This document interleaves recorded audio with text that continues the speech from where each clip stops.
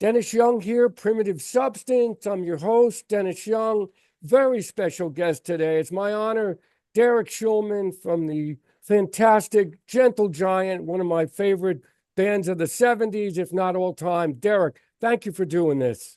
My pleasure, Dennis. It's And nice to see you. I'd like to talk first about your early days growing up with Ray and Phil, how you guys became so musical and as brothers. Well, growing up together, it was a very musical family. My father, in fact, was a professional musician. He was a jazz trumpeter and also a band leader. Uh, Oh, okay. but he was a very, very special musician who could literally pick up any instrument and master it within 5 minutes. So whether it was a Oh, trumpet, he played sax and I mean everything. yeah. So music was always around the house when we were growing up. So that was part and parcel of how we literally grew up. Taking up guitar, bass, Mm, violins, which Ray, of course, right. was very versed in, was part of our growing up. It was part of our home culture, if you like. That must have been great. No wonder why in the shows everybody's changing instruments and everybody's so fluent on all the instruments you guys played. That was the amazing thing. Now, what about Simon Dupree and the Big Sound? Did you enjoy that band at all in the 60s? Was that something that Oh, yeah, of course, it was it was again us growing up and being part right, of a very interesting time in English, English music when right, bands who ultimately became massive were just forming. That was, I started the band with mm, school friends. I cajoled Ray, oh, my brother Ray, he was basically a violin. I mean, he was taught classical violin, oh, and okay. in fact was going to join, being recruited for the National Youth Orchestra of Great Britain. I Oh, persuaded, okay. I persuaded him to join the group as Yeah, with and strumming violin as a rhythm violinist. that's funny. It was a school band initially, which became when we got to be a pretty good a real semi-pro band, and Right. ultimately playing all over Britain and Europe. Very very well received and well versed R&B kind of and soul band and in fact we had a couple of very big hits. Right. Wasn't one of them Kite? Was that one of the hits you It had? was a gigantic, Yeah, and it's right. it's still being played on radio today, which is kind of bizarre. It was very kind of psychedelic um, song, which we initially didn't really want to produce, but ultimately it became our biggest hit, and in some ways became the biggest millstone around our necks. No, Ultimately, that's amazing because you don't think about sometimes when you do a record, the last minute you're thinking, well, let's put this song on. I hear a lot of bands, and all of a sudden it's on the record and it becomes a hit. So yeah, you don't know. no, it was a very very big hit, and again, it's I guess what Simon Dupree and the Big Sound was remembered for. But it ultimately led in some ways to the demise of the band because when we started, playing the circuit, which other bands like, the bands like Eric Clapton Right. and Cream and all the other bands, whether they were in other bands or not, played. But you played places where they wanted to hear the hits, and you were kind of Mm, restricted musically right. to move on to different things, which basically formed uh, the how can I birth of the biggest bands like Led Zeppelin, for instance, and Mm, were in different bands, all of the members, and as well as like King Crimson, etc. They were in different bands, but in the very late 60s, early 70s, there was a movement from these bands who are pop bands to become what they were. right. Well, I thought that especially the Sergeant Pepper record, really, I think changed everything. There was such openness after that for bands to explore, like you guys did with Gentle Giant. uh, this whole realm of trying to create something original. Well, the And Beatles, of course, the Beatles, Beatles, everything yeah, they did, of course. yep. Now, did you open up for what Cream at these shows and King Crimson or Why not? I mean, Simon Dupree? well, Simon Dupree was a pretty big band. Yeah, yeah, I It's thought. bizarre to say this, but we were very, very popular. In fact, the we're talking about Cream or Led Zeppelin. Right, The, the members of these bands were different bands at that time. right. It was a Graham Bond organization, Yeah. or Uh, Jack. They're in and they would open up for us, which is ah, this bizarre thing. But we knew that these certain musicians were going to move on. So the New Yardbirds that became Cream. right. Mm, They opened up for Simon Dupree in several shows. So we toured with all these, I guess iconic bands, headlining or co-headlining, etc. But it taught us a great deal about being on stage and presenting our music to an audience, as well as getting better yeah. musically. So when you formed Gentle Giant, where'd you find Kerry and Gary? Kerry Uh, Minnear and Gary Green. Well, as I said before, the big hit, if you like, was, I mean, a big couple of big hits, Okay. became something of a yeah, as I said, millstone around our necks, because we played places where they just wanted to hear the hits and nothing more, and we wanted to experiment a little more. Mm, So at at a time when we were still very well known, we decided to break the band up, and we were lucky in that we had a manager, um, who saw in the brothers, uh, I guess, our aspirations to become mm, a new band, but a different kind of band. So literally, we were financed to spend at least 6 to 9 months in breaking Simon Dupree right. up and putting together a new band.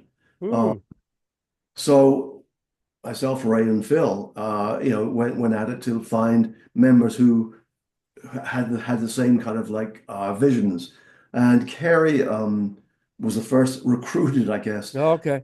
by this bizarre twist of fate, that Phil had. I think he was taking students because he had a Mm, very good house for and he had, and a student friend said there's a guy who is in Germany who's stuck there who's supposed to be a very good keyboard player. And we were just auditioning keyboard players at the time. Anyway, the bottom line is that we found out who he was. We invited him down to Portsmouth. We were there, Portsmouth, ah, England. And immediately we asked him what he had and how he played. And he was we discovered that he was a had a degree from the Royal Academy of Music in composition and in percussion, which which yeah. was which was great for us. And then he played us some compositions which were superb, and we played him our compositions, and he was the first one to say, "I'm on board." And then we must have auditioned about 60 guitarists, No. Oh over, man. and Gary came down with his brother, Jeff, Mm. who was a roadie for Soft Machine at that time, and Oh, okay. and he was probably the first guitarist that asked us to, can I tune up? And that was like, Oh, it's funny. so we got someone who was the tune. So, but he was he is a great blues player and Yeah. a great musician. So he was recruited next. We went through. We had a drummer at the end, Martin Smith, who was a carryover from the remnants of the old band. We Right. used for the first couple of albums, but that was the core of the first incarnation of Gentle Giant. Right. I remember the first record, Tony Visconti. Did he produce that? The first Yeah, record, right?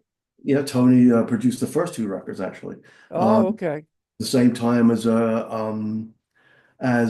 he was producing Bowie and T-Rex during the same period. So we were in the studio together, kind of like, Oh, that must have been great. That must have been just so influential to be a part of that whole yeah, energy, that creative energy happening back then.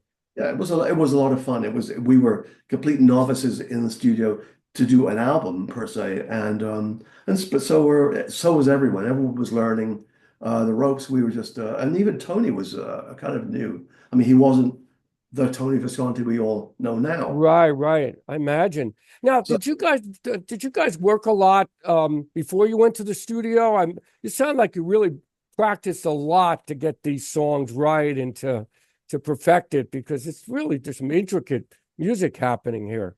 yeah, actually, we did. We one thing we were not was a band that we didn't jam in the studio to get let's see what comes up and what we come up with. We rehearsed a great deal before we decided to both go in the studio and then go on the road. So It, most things that were produced in the studio were rehearsed or pre-rehearsed. Obviously, there was always room for music, right. moving things around, improvising certain kinds of things. But pretty much a lot of stuff was very much practiced and rehearsed before we, as I said, both hit the road and hit the studio. Because it sounds like it. I mean, it's so precise and intricate. And now, what about did you write out scores? Was there anything written Yeah, out for this music?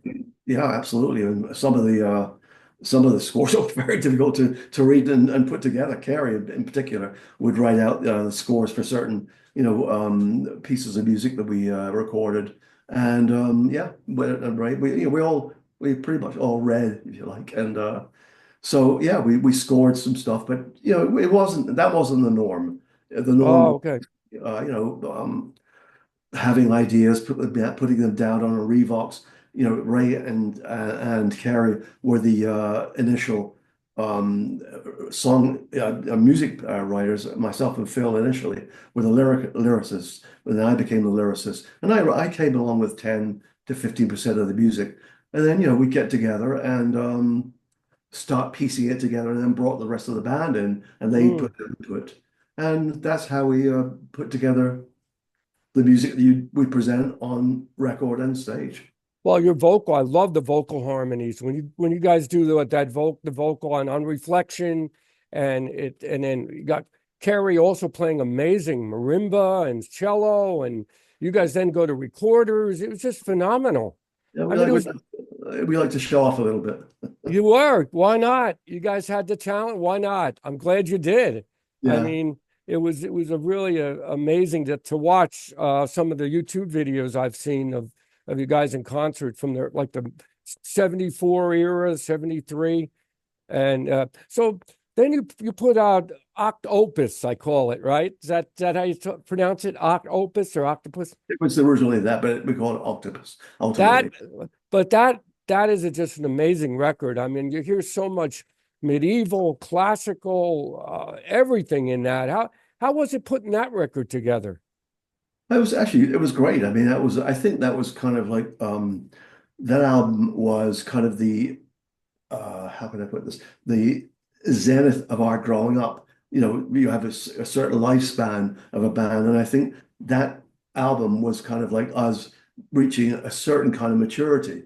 Um, Mm, I agree. yeah, it was yeah, a very well constructed, I think, and a really good album that we learned from doing it prior to the three albums prior, and Mm. we produced the album ourselves with actually great help from an engineer co-producer, Martin Russian, who Okay. was very instrumental in making the studio fun to be in, which was that's always important, Oh, to I'm sure with all the change. Did you splice a lot of, was there things spliced in at points? Because some of the songs, all of a sudden, it goes to this whole different, like, speed or realm, and then you're in this next world. It's really fascinating oh, we on actually that record. no, there were times when we splice in, we drop in certain things, but no, generally, well, I mean, there were times certainly that there were, you cut the tape and Yeah. splice and make it sound, weird. But the one thing which is kind of interesting on that album, in fact, and the reason why it was I think it came out as well as it did. Was, as I said, the studio, we had a Martin, who was our engineer, and he had an idea that I don't know if anyone knows or had known about the Trogs tape. Um, No. okay, well, somebody had Mm. recorded the Trogs, if you know who they are, Okay. Oh yeah.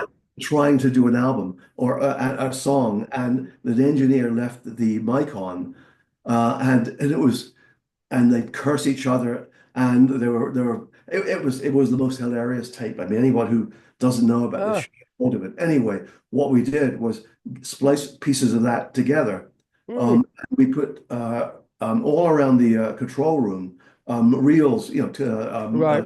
reels, and keep it going, and all day long and all night long. And when we kind of Ah. looked for ideas, we'd drop the phasers and turn that fader up so that we just like start cracking up again, and the mood would like suddenly become enlightened again, and just Oh, that's great. when you heard they're fucking up, yeah, you're fucking up, no, you're There you fucking go. up. So no matter how So, tense it got, you put that on, it's like, and that was one oh, idea, so it was a great idea.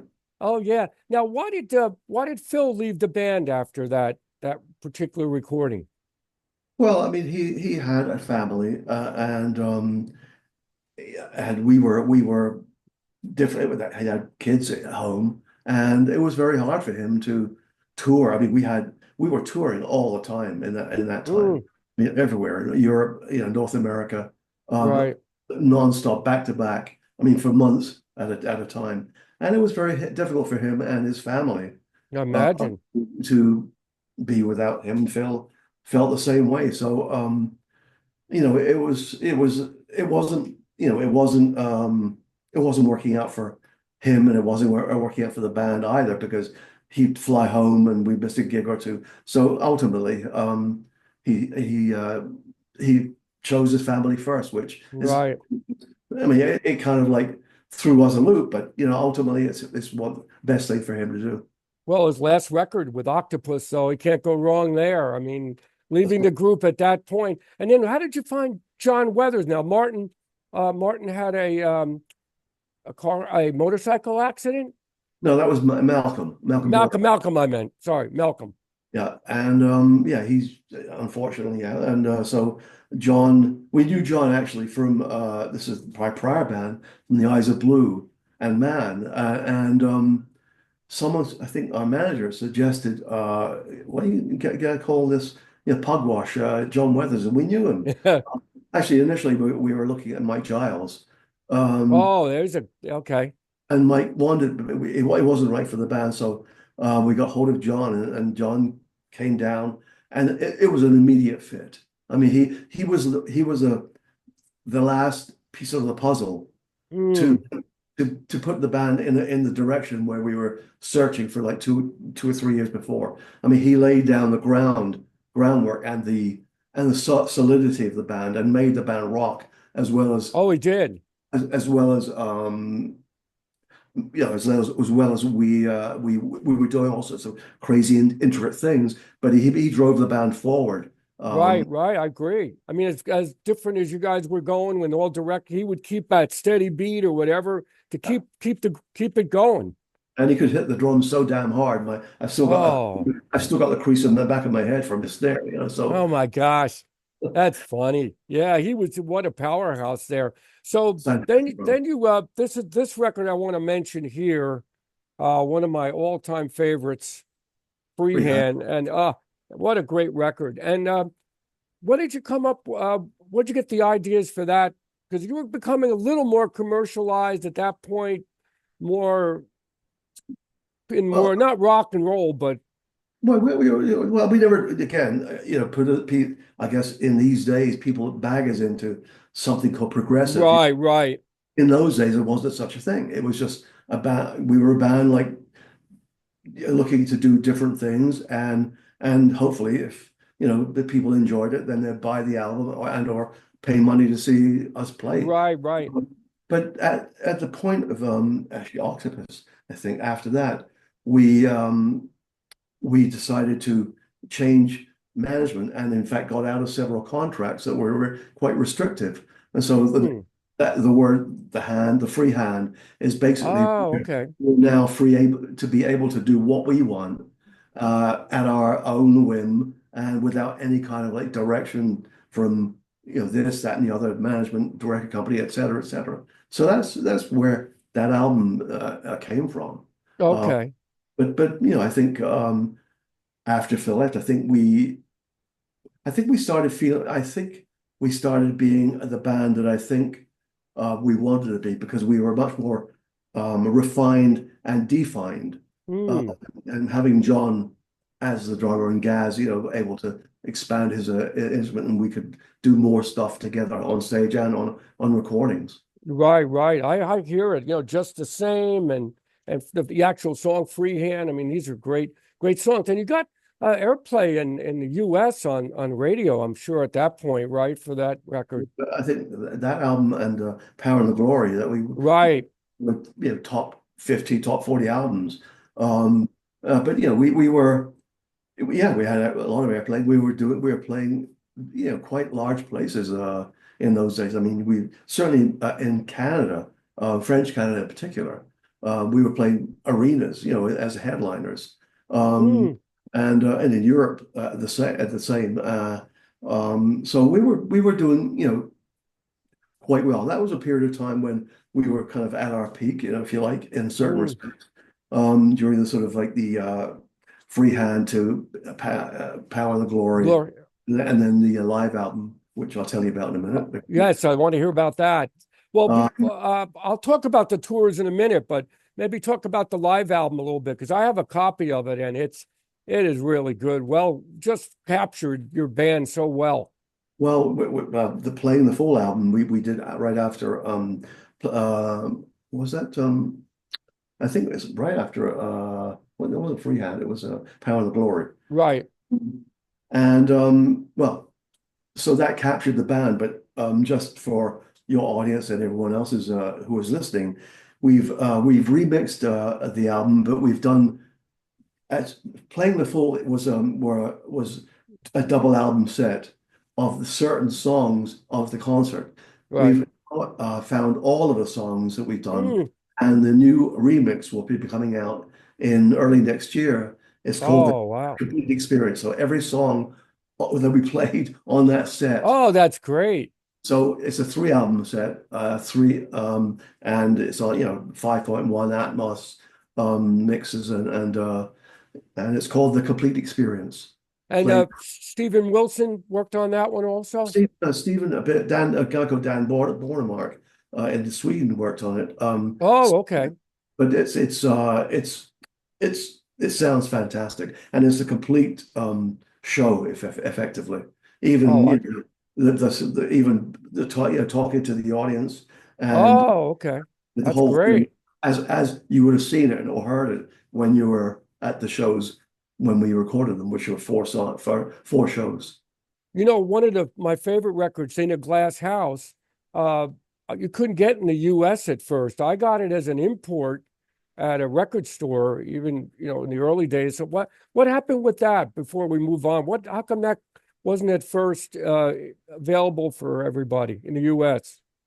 Well, initially, it was we were signed to Columbia Records, um, and when we recorded this album. When we presented it to Columbia, they didn't want to release it because they thought it was completely uncommercial. Yeah, so okay, so we didn't have I guess, a real release, but it became the biggest import album of the year from Oh, how about that? it's I didn't know that. That's great. almost gold from imports. So that's something which is, obviously they said, "Oops, so we should release it." But yeah, they thought it was too uncommercial to release, and as you said, you bought it from an importer. That's Uh, right. That's the only way you could get it. And then you gonna plans on remixing that record also? well, something. Well, this is the only album. Unfortunately, it was the first album that Stephen Wilson, our friend, Oh, okay. wanted to remix. This is the only album, unfortunately, that we're not able to find the multis anywhere. They Oh, disappeared. You know, we own the catalog, so right. so anyone out there that knows where No, the. boy. However, I've been bouncing around ideas to use, and this is something we're just in the baby infancy stage of using AI, advanced AI, to get the stems of this album and separate them again That's a to great idea. and I think that it's possible that we may be able to do that and make it something that we would like to present to the fans at some point. We're just working on that idea. Well, well, the small band I was in, Liquid Liquid, we never had the masters. So we had to take the best, we had to get the best copies of our vinyl records and transfer it. So, but it happens like that. No, we had and we're lucky in that we have and had the 24 track or the 16 track awards when it was back in the day. The multis so that Mm, could work on the albums he worked on. right. It was the only one that we can't find the multi tracks. Oh, Anyway, but that was yeah. So you're asking me about what happened with Columbia. It right. became a very big import. We toured on that album, which was an import album. Oh, that's something. Now, I wanted to ask you about the tours. How did they link you up with bands like Black Sabbath? I know you were opening act at first, the Eagles, Golden Earring. It must have been, how was it playing in front of those kind of crowds? Well, in those days, it was well, Black Sabbath. We had the same management, so Oh, okay. but and that was kind of funny. We loved the band. I mean, we loved the band and the guys in the band, but the audience was obviously very different. But we actually adjusted our set to at least get I mean, initially we went on and nobody knew who we were. So initial reaction when we went on stage was either none or booze. But Oh, we were able having I think the experience that we had as Simon Dupree, if you like, hmm. um, and knowing how to gauge an audience and get them back on your side. I think that was very helpful in getting a Black Sabbath audience to be able to sort of okay, well they're not bad, and eventually they cheer at the end of the show for the most part, except for one show in particular in No. one show in Los Angeles in Hollywood Bowl, which was an infamous show that And people know. they booed you off stage at that No, show? no, no, no, I didn't. Worse?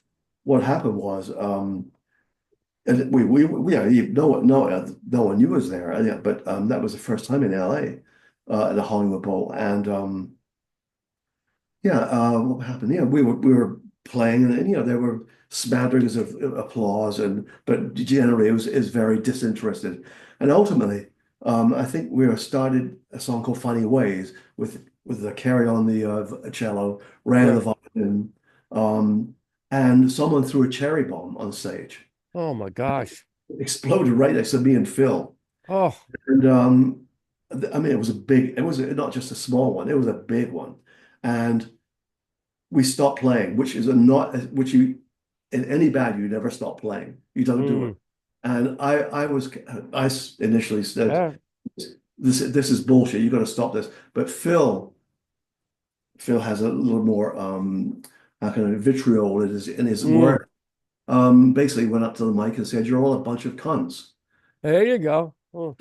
And the boo The put spectacular boo that there was I wish I could bottle it and sell it to whoever to whoever would want it, but oh, so we were booed and then we finished the set and got the hell out of LA as soon as possible, but oh my gosh.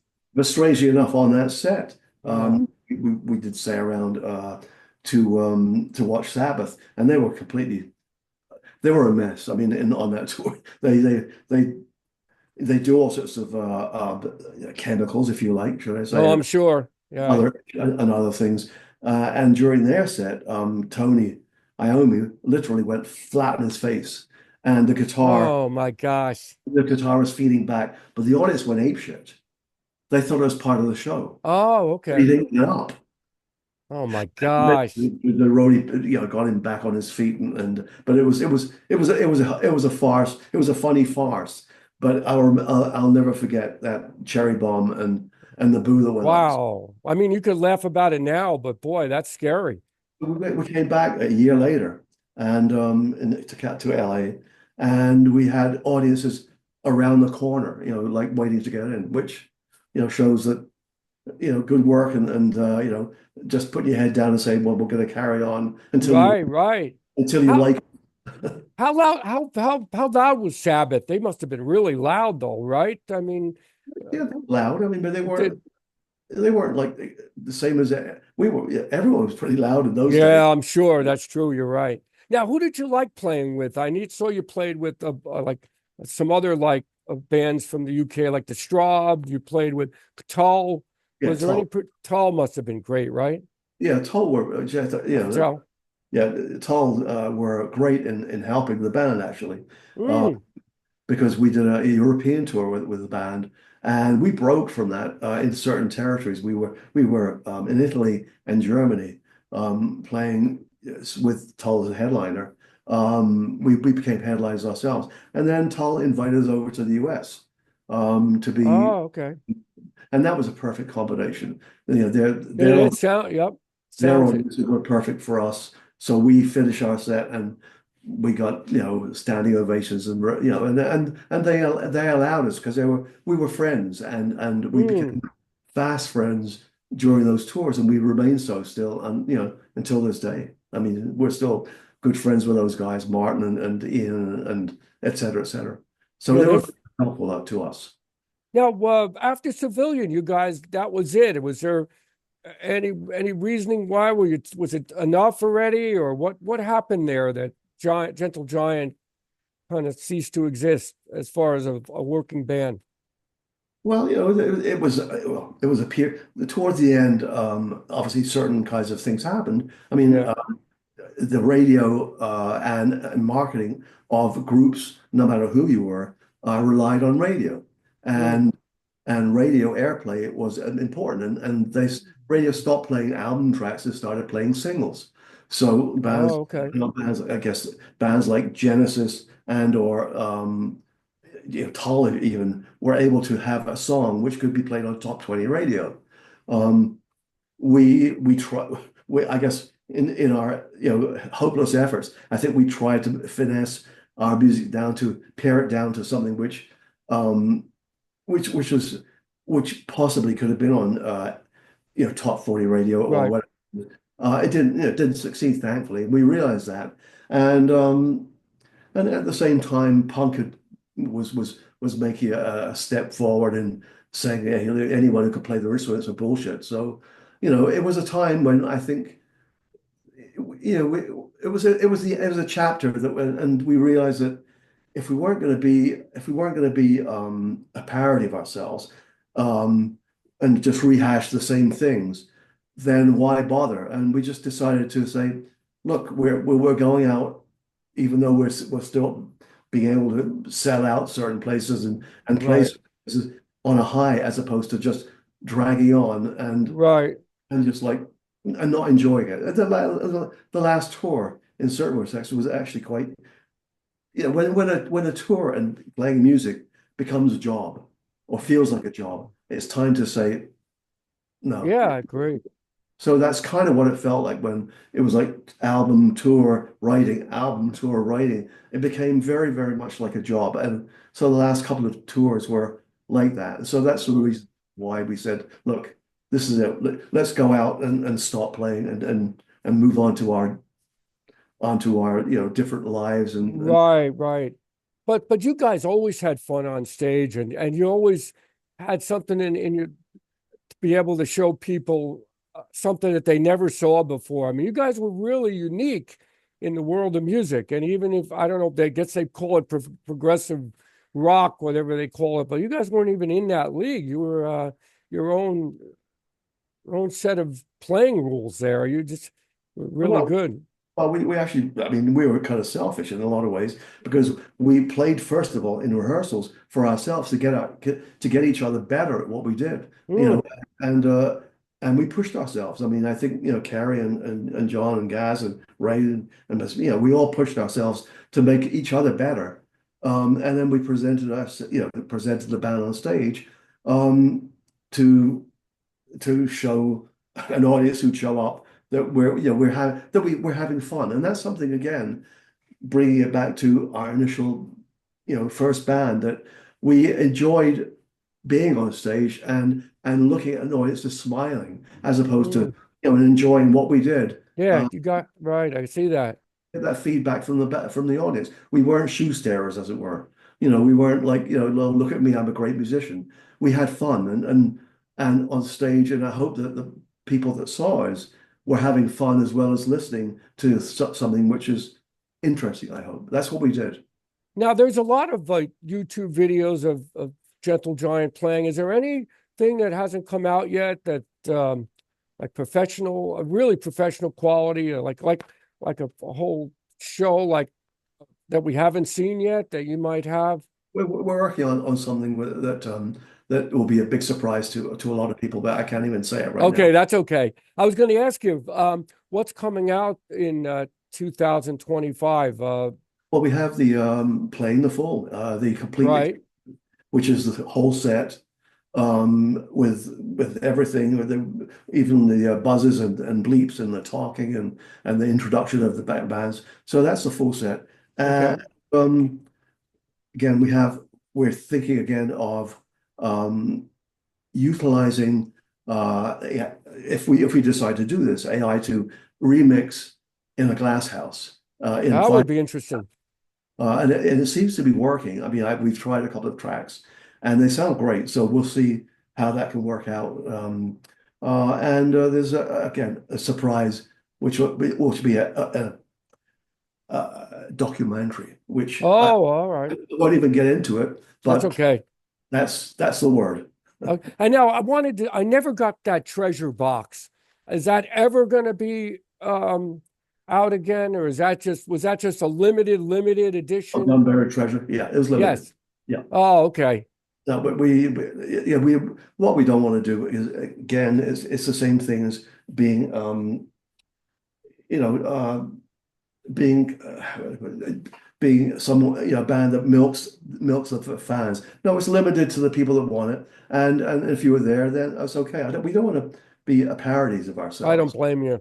That milk the fans. That's not what we are. We want the true fans to enjoy it. But we were thinking of, there was was it Front Row Center, for the with the albums of North America. We're thinking of putting that out in CD form with two extra, never heard live tracks in CD. That'll be Right. toward the end of 2025. But there's other things, as I said, I just mentioned. Us fans never get tired of more Gentle Giant music, whatever it is. We love it. Well, We're huge fans. But I wanted to tell you too, though, your website is fantastic. I mean, but, there's so much information. Maybe you could explain more about the yeah, website.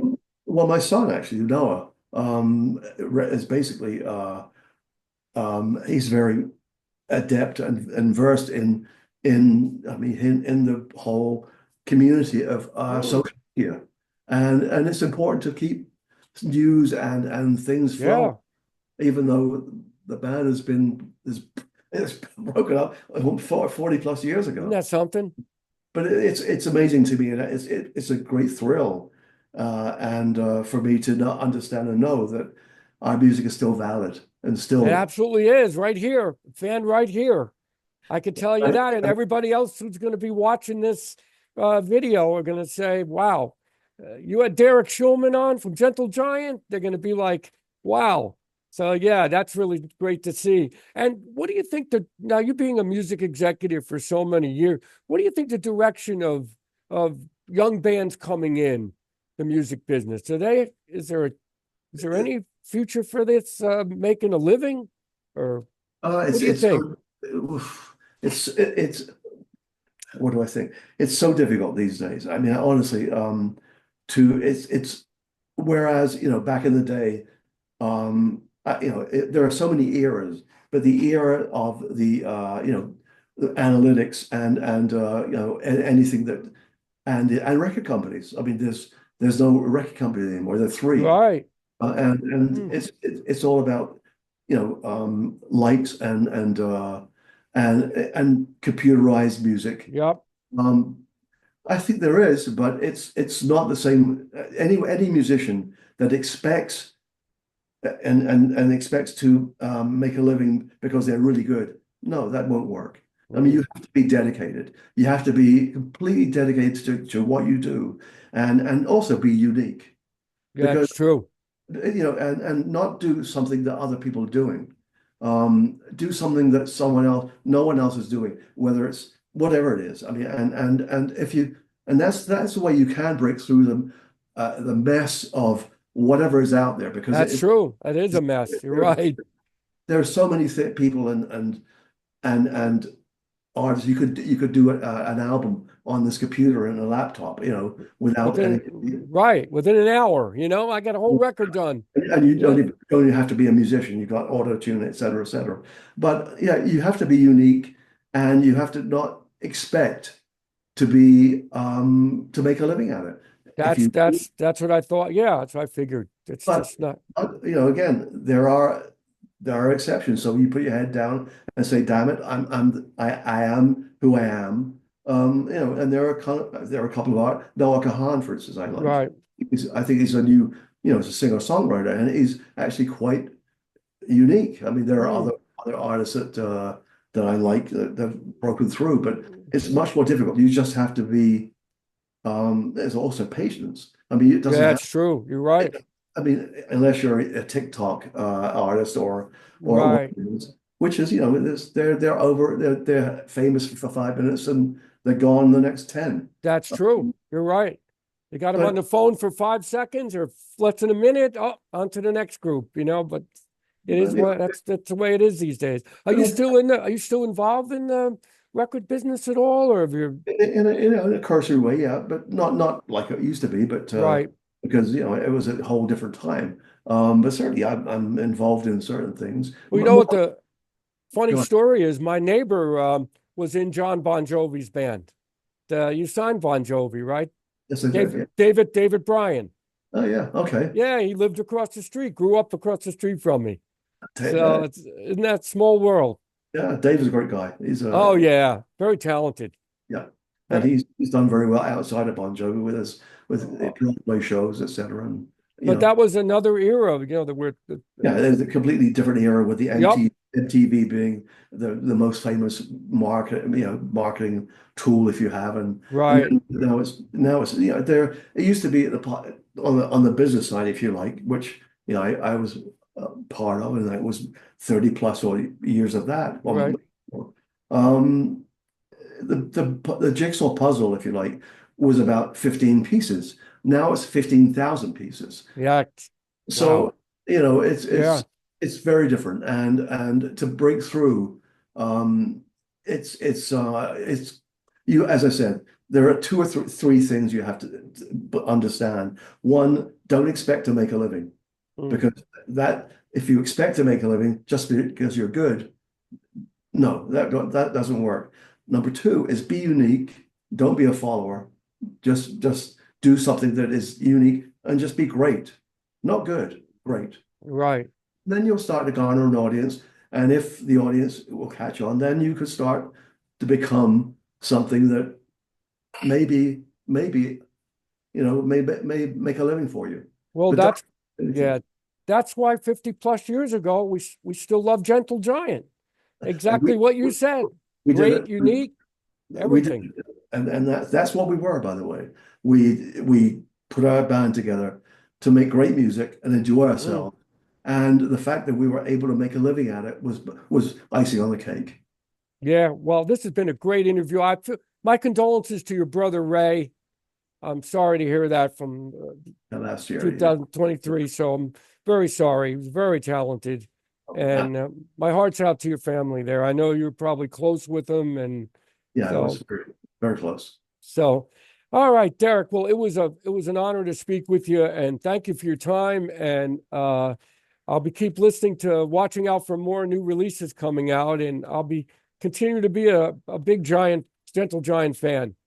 Thanks Thank you very again. much. Thanks a lot now. Cheers. Okay. Take Bye-bye. care. Bye bye now. See ya.